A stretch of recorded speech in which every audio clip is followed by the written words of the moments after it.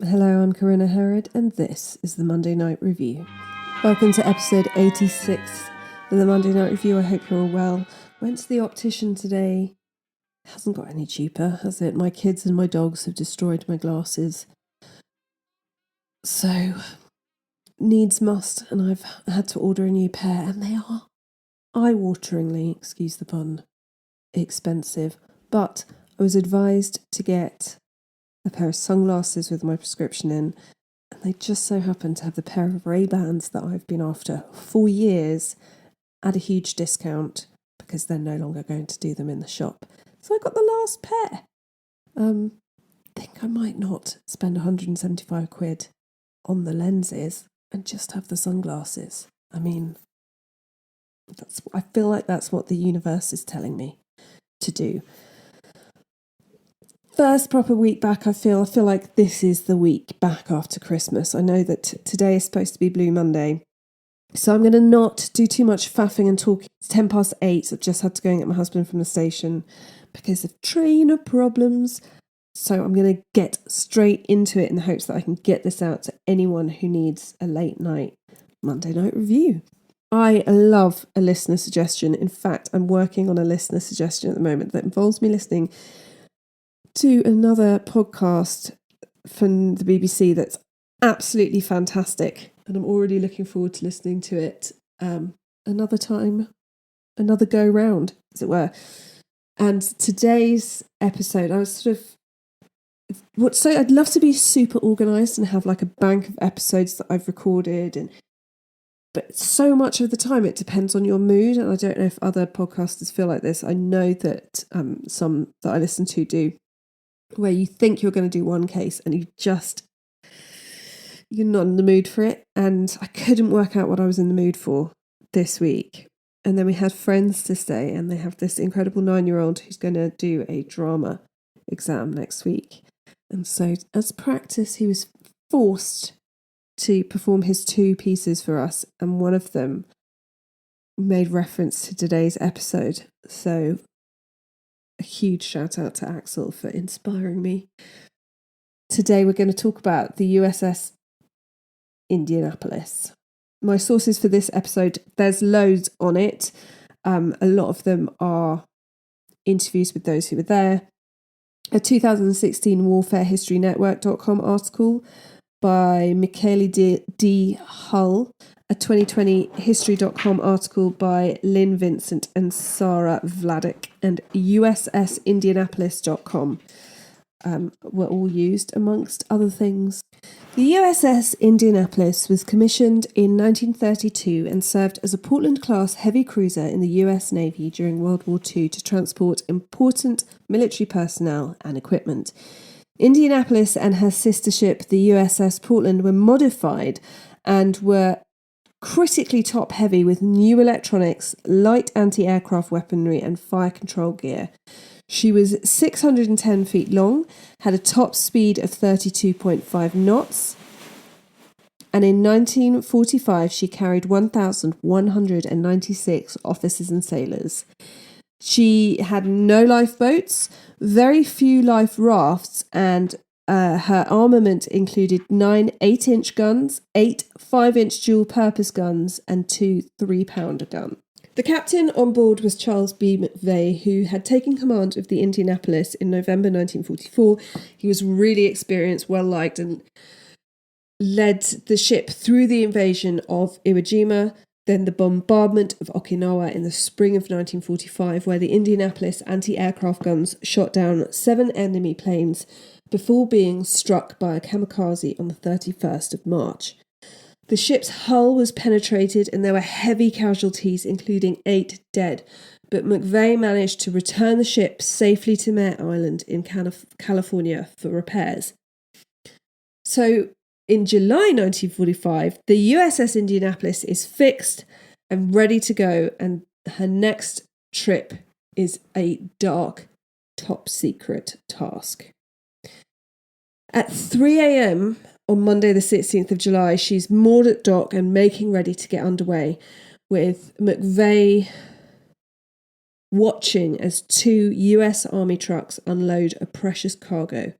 A crate and 2-foot-long metal cylinders containing a uranium projectile and components for the little boy bomb that was destined to be dropped on the Japanese city of Hiroshima. A big gantry crane quickly lowered the cargo aboard the ship. The crate was secured to the deck and surrounded by a US Marine Guard, and the cylinder was placed in the flag lieutenant's cabin. Most of the crew had no idea what they were doing. They knew it was something important and top secret because there were obviously the US Marine Guard there, and it was all happening kind of in the middle of the night without them knowing. But they didn't know what it was, which is probably a good thing. McVeigh, who had won the Silver Star for displaying courage under fire, was told that if the ship ran into trouble, the cylinder was to be saved at all costs, and the Indianapolis, or the Indy, as the crew called her, would be carefully tracked during the voyage, and if anything happened to her, it would be known within hours. So, at 8 a.m. that morning, the Indianapolis sets off, bound for the island of Tinian in the distant Marianas Group, steaming under the Golden Gate Bridge half an hour later. And all is fine. The Indianapolis successfully, depending on how you look at it, drops off the deadly cargo on the 26th of July. McVeigh is no doubt hugely relieved that his responsibility of nuclear cargo has been given to somebody else, and they then set off for Guam to report for further duty.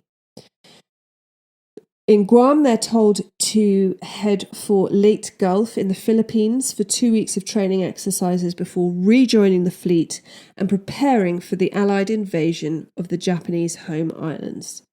As far as McVeigh and his crew were aware, it should be a straightforward journey. The US believed that there was no threat from the Japanese naval fleet in that area, and which they basically, it was believed at this time that the Japanese Navy had nothing left. The Indianapolis not only had no underwater detection equipment, being completely dependent on radar and eyesight to detect submarine, but had been informed that they wouldn't need an escort, which they would normally have, having no underwater detection equipment. They would usually be surrounded by smaller boats to escort them. They had none. Messages telling of their departure, route, and estimated time of arrival were all incorrectly decoded or not received or given to the wrong person. Nobody knows their route. Nobody knows to expect their arrival.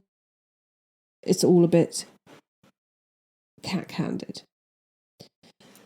7 hours after the Indy left Guam, the merchant ship SS Wild Hunter sends an urgent message from further along the Indy's planned course, saying they had seen an enemy periscope.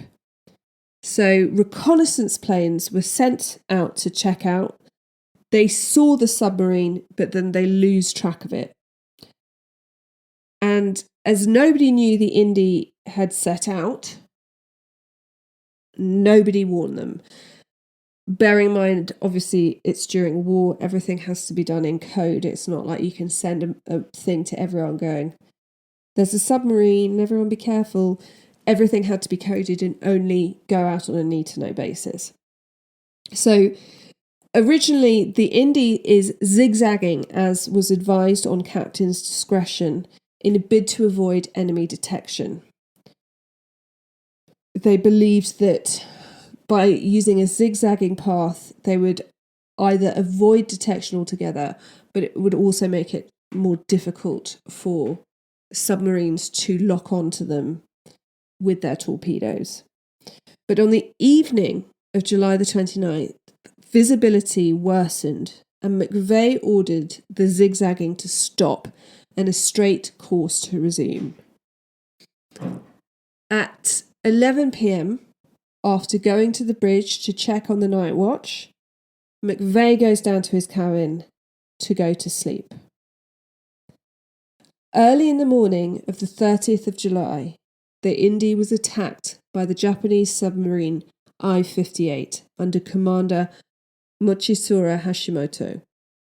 At the time, the I-58 was believed to be the fastest and best equipped submarine in the world, not only carrying conventional long-lance torpedoes, but 6 oxygen-powered Kaiten torpedoes, which are basically mini one-man suicide submarines. Hashimoto launched 6 torpedoes and hit Indianapolis twice, the first removing over 40 foot of her bow, starting a fire, and the second hitting the starboard side 12 seconds later, detonating below the bridge. The Indianapolis immediately took a 15-degree list, taking in tons of water, capsizing quickly. She sank 280 miles from the nearest island in just 12 minutes, leaving the crew with little time to properly evacuate. McVeigh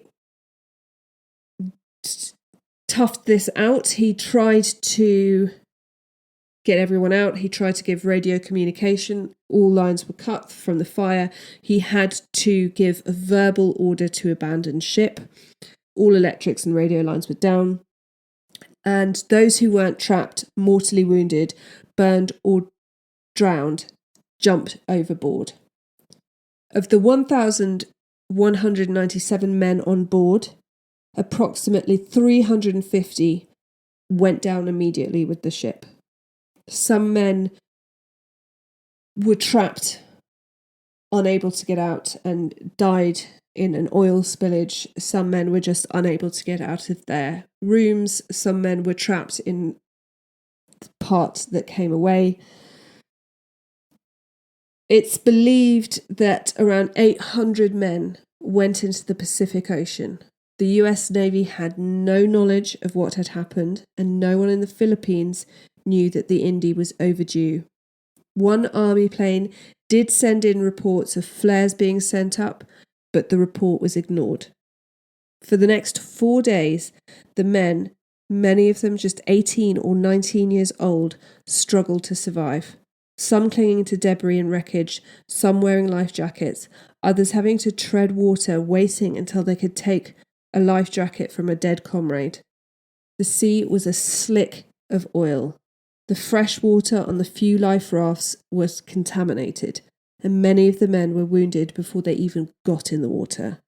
The days were fiercely hot, the nights unbearably cold. Signalman Paul McGuinness said it was like having your head in the hole in the middle of a mirror, with all the sunlight being reflected and burning your face. So hot it was miserable, like hell. You couldn't wait for the sun to go down. When the sun went down, it was a relief. Then it would get cold, and you would start to shiver, and you couldn't wait for the sun to come back up. And there was something even worse to come. A lot of the men got together in groups. Survivor Woody Eugene James said he was in a group with about 150 men, and for the first day they were optimistic that they would be rescued soon. They had no way of knowing that their covert operation and the communication mistakes meant that no one knew where they were or what had happened. It was on the first night that the sharks turned up. Drawn to the men by the blood in the water and the noise. Initially they fed on the bodies of those who had not survived the first collision or the first few hours in the water. But by day 3, things were terrible. By then, some of the men had begun drinking salt water, which was making them delirious. They would believe that the Indy had not sunk and was nearby with fresh water and food, and they'd swim off, never to be seen again. And by now there were more sharks, hundreds of them. James said, you'd hear guys scream, especially late in the afternoon. Seemed like the sharks were the worst late in the afternoon than they were during the day. Then they fed at night too. Everything would be quiet, and then you'd hear somebody scream, and you knew a shark had got him. Harlan Twibble was also in a large group of men, and the highest ranking, so he took charge. He insisted on cutting the dead men off the floating wreckage they had tied themselves to and pushing them out to sea, so that those who remained would not have a constant visual example of their potential fate. The men were badly burnt, dehydrated, hungry, and constantly under threat from white tip and tiger sharks. Those in bigger groups were able to keep the sharks at bay by shouting and kicking, but as more of the men either drank water or suffered the effects of sun, no fresh water to drink, fights broke out. Men started killing each other. Others, so desperate from hunger, thirst, sunburn, and the torment of loss of skin from being in the water for so long, they chose to kill themselves. James and his friend Jim Newell made the decision to swim away, tying their life jackets together so they wouldn't be separated. Machinist mate Granville Crane described it. There'd be others that drank so much salt water that they were seeing things. They'd say, "The Indy is down below and they're giving out fresh water and food in the galley," and they'd swim down and a shark would get them, and you could see the shark eating your comrade. Bosun's mate Eugene Morgan said, "All the time the sharks never let up. We had a cargo net that had styrofoam things attached to keep it afloat. There were about 15 sailors on this, and suddenly 10 sharks hit it, and there was nothing left. This went on and on and on." In fact, it wouldn't be until over 84 hours after the tragedy that anyone knew what had happened, when an army patrol saw bodies in life jackets floating lifeless in a mile-long stretch of water, and a rescue was mounted. At 10:25 a.m. on the 2nd of August, a PV-1 Ventura flown by Lieutenant Wilbur Chuck Gwynn and his co-pilot Lieutenant Warren Colwell, and a PBY-2 Catalina piloted by Bill Kitchen spotted the men adrift while on a routine patrol flight. Gwynn immediately dropped a life raft and radio transmitter. All air and surface units capable of rescue operations were dispatched to the scene at once. By now, the dead outnumbered the living. First to arrive for the rescue was an amphibious PBY FA Catalina patrol plane flown by Lieutenant Commander Robert Adrian Marks. Against standing orders not to land in open ocean, Marks took a vote of his crew and decided to land the aircraft in 12-foot swells. He was able to maneuver his craft to pick up 56 survivors. Space in the plane was limited, so he had men lashed to the wings with parachute cord to just get them out of the water. This rendered the aircraft unflyable. At least it meant some men were saved. After nightfall, the destroyer escort USS Cecil J. Doyle, the first of 7 rescue ships, arrived to pick up the remaining survivors. After the rescue, Mark's plane was sunk by Cecil J. Doyle as it could not be recovered. When the survivors were finally rescued, only 316 were left alive. Many were in shock and would suffer for the rest of their lives. 2 of these men, Robert Lee Shipman and Frederick Harrison, would die in the coming weeks. Woody Eugene James described the rescue. "We got on deck and saluted the officer of the day and asked permission to come aboard, which was Navy tradition. They gave me 1 spoonful of sweetened water and assigned a guy to me to get me cleaned up because we were all covered in oil.